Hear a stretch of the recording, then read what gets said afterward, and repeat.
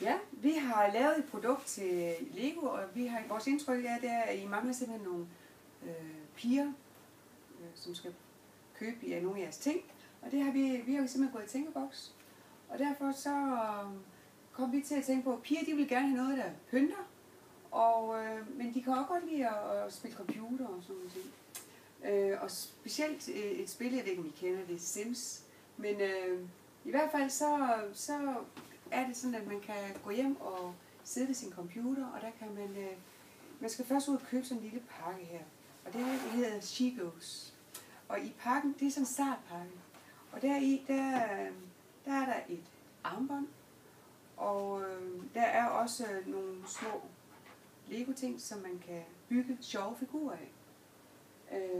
Og det kan man selvfølgelig også få veninderne til at købe tilsvarende pakker. Der findes nogle lidt forskellige varianter, men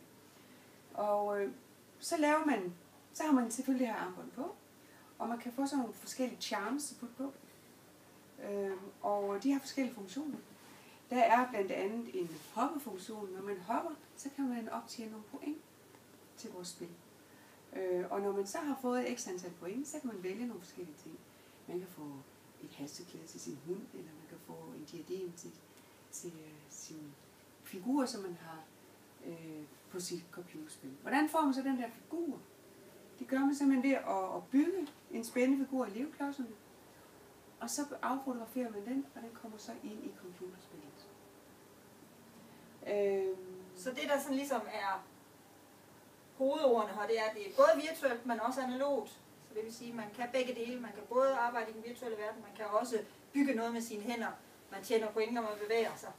Der er bevægelse inde i det, sådan så at forældrene også er med på ideen, fordi de får også pigerne lidt væk fra computeren, sådan så at man kommer ud og bevæger sig også og tjener point med. Det er fleksibelt, det skulle gerne kunne bygge på mange forskellige måder, det man gerne vil have ved Lego.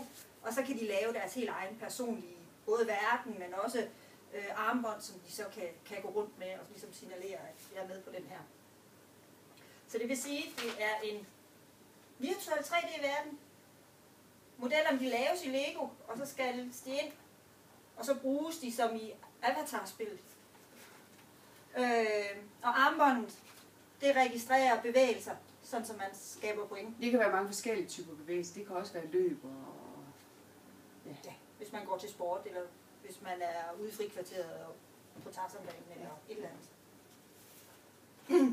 Og så det vil sige, at man får en konto inde i den her virtuelle verden, hvor man kan indsætte et beløb, som man så kan sige forældrene i fødselsdagsgave, eller sådan, så indsætter de et eller andet beløb. Og så betaler man 3 kroner ved hver modul. Og så skulle det være gratis lige at komme ind og starte med at prøve spillet og sådan noget. Men hvis man rigtig vil være med, så er man nødt til at have startsættet for ligesom at komme i gang. Og det skulle så koste deromkring 200 kroner.